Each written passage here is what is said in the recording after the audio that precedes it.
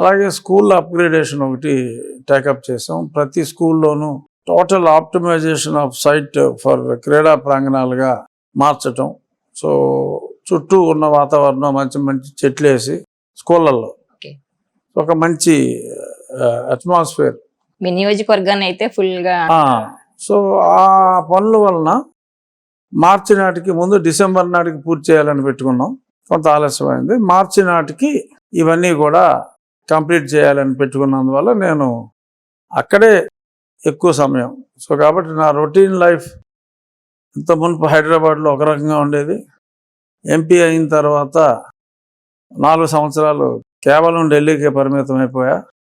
అదొక different life style.